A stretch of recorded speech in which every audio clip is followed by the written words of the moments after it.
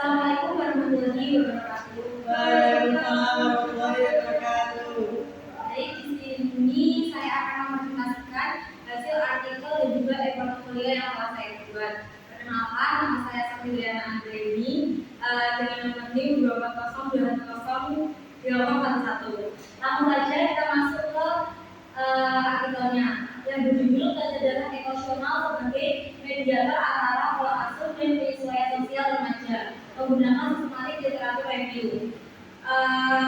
Kita masuk ke abstrak, yaitu penelitian ini bertujuan untuk menganalisis peran kecerdasan emosional sebagai mediator dalam hubungan antara pola asuh orang tua dan penyesuaian sosial remaja. Penelitian ini menggunakan sistematik literatur review atau SLR dengan menganalisis 12 artikel ilmiah yang diterbitkan pada periode 2016 sampai dengan 2026 atau 10 tahun terakhir.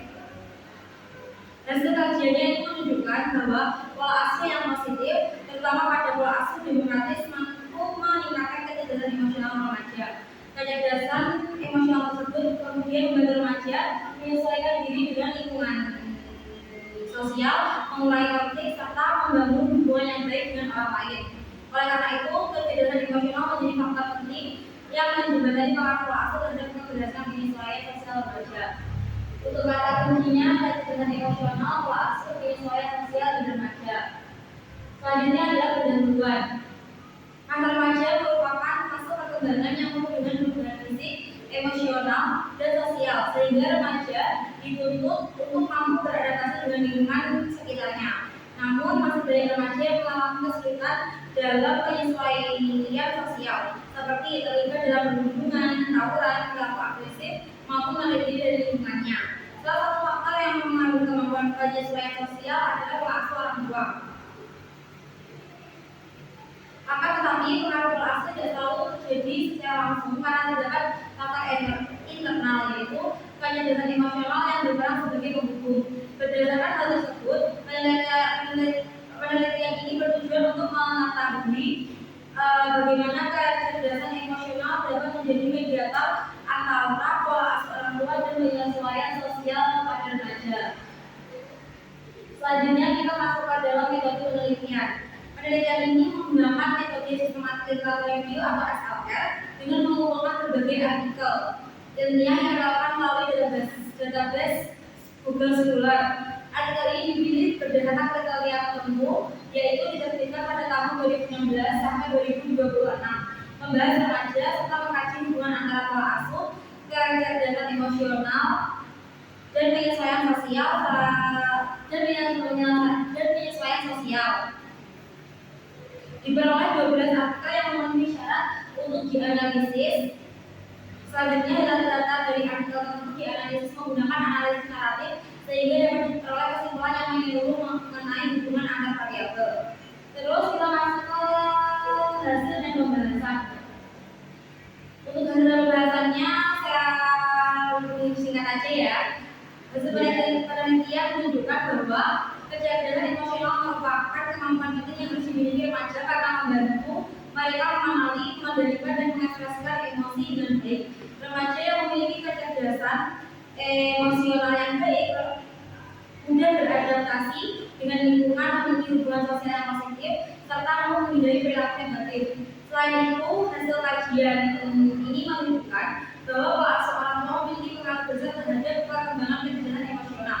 Pola asuh demokratis atau autoritatif menjadi pola asuh yang lebih efektif karena menggabungkan kasih sayang, komunikasi terbuka, serta pengawasan yang seimbang. Sebaliknya, pola asuh otoriter dan permisif cenderung kurang mendukung perkembangan emosional remaja. Penelitian ini juga menemukan bahwa kecerdasan emosional berperan sebagai mediator antara pola asuh dan penyesuaian sosial.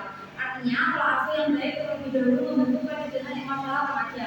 Kemudian, kecerdasan emosional tersebut membantu remaja dalam membangun hubungan sosial yang sehat, menyelesaikan konflik dengan baik, serta beradaptasi dengan lingkungan sekolah maupun masyarakat. Temuan ini didukung oleh beberapa teori psikologi perkembangan seperti teori Erikson, terus Bronfenbrenner, Bandura, Baumrind, dan Goleman yang menjelaskan pentingnya peran keluarga dalam membentuk perkembangan emosional dan sosial remaja. Meskipun demikian, Kemudian beberapa penelitian juga menunjukkan bahwa faktor lain seperti teman sebaya dan lingkungan sekolah turut mempengaruhi perkembangan kecerdasan emosional dan penyesuaian sosial. Selanjutnya bagian kesimpulan.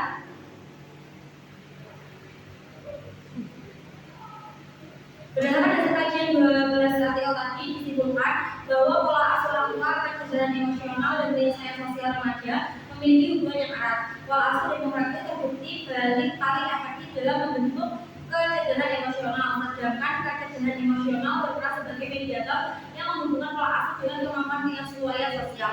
Remaja yang baik lebih mampu mengendalikan emosi, berempati, menjalin hubungan yang positif dan beradaptasi dengan lingkungan. Oleh karena itu, keluarga dan sekolah perlu bekerja sama dalam mengembangkan kecerdasan emosional remaja melalui pola asuh yang tepat, komunikasi yang terbuka, serta program bimbingan dan konseling agar remaja mampu berkembang secara baik, sehat dan memiliki penyesuaian sosial yang baik. Sekian untuk artikelnya, kita lanjut ke e-portfolio. Berikut adalah perjalanan belajar saya sebagai calon mahasiswa.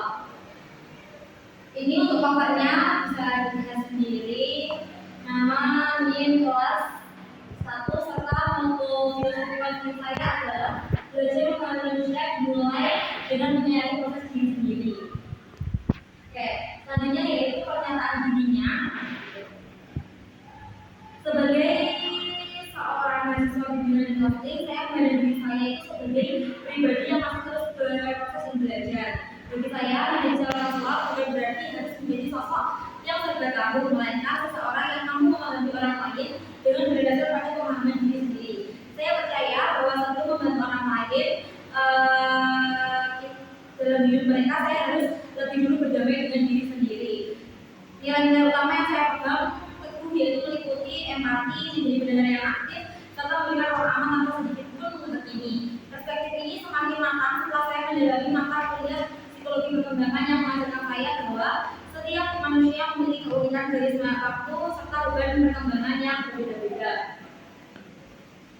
Bukti belajar dari saya yaitu yang pertama, dalam perjalanan akademik saya telah mendalami 3 tugas utama yang mengasah kompetensi saya. Yang pertama, tugas yang berjudul ruang lingkup psikologi. Perkembangan saya belajar memahami perbedaan tumbuhan, pemahaman, dan perkembangan serta pengaruh faktor natur dan kultur.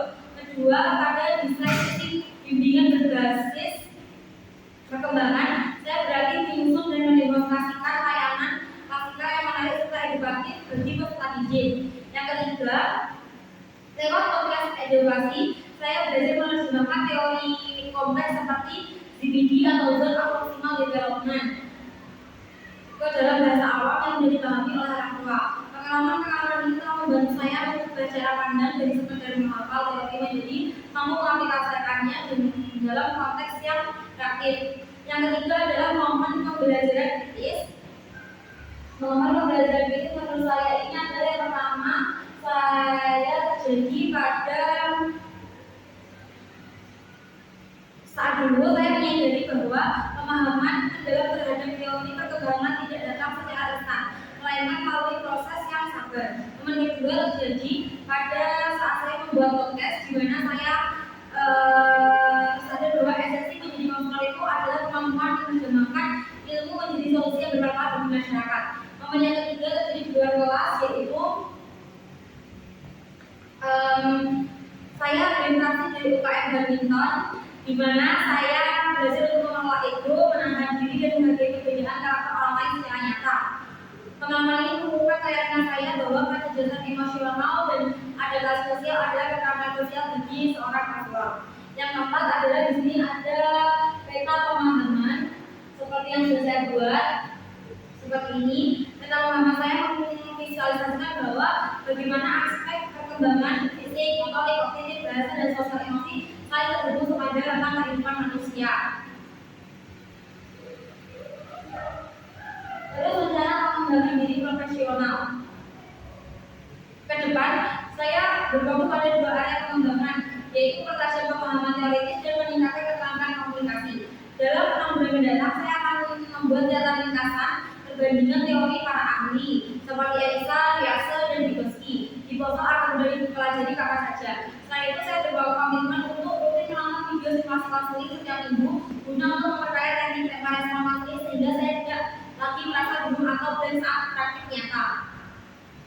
Yang keenam, ini ada surat kepada konseling saya di masa depan, yaitu sebagai penutup saya menuliskan komitmen tulus bagi konseling saya. Saya ingin mereka tahu bahwa ruang konseling saya adalah teman yang aman untuk melepaskan segala beban dan menjadi diri sendiri. Saya berjanji tidak menghakimi, tidak memberikan nasihat pesan yang mendidik, melainkan berjalan beriringan bersama mereka. Saya akan menemani setiap proses mereka dengan penuh kesabaran, menghargai setiap langkah kecil yang mereka ambil dan mendengarkan dengan seluruh perhatian saya untuk benar-benar memahami dunia mereka. Saya akan terus selanjutnya terima kasih telah mempercayai saya untuk menjadi bagian dari perjalanan hidup Anda. Apa seperti itu kurang lebihnya. Baik, sekian terima kasih dari saya. Kalau tidak mohon maaf. Wassalamualaikum warahmatullahi wabarakatuh. Waalaikumsalam warahmatullahi wabarakatuh.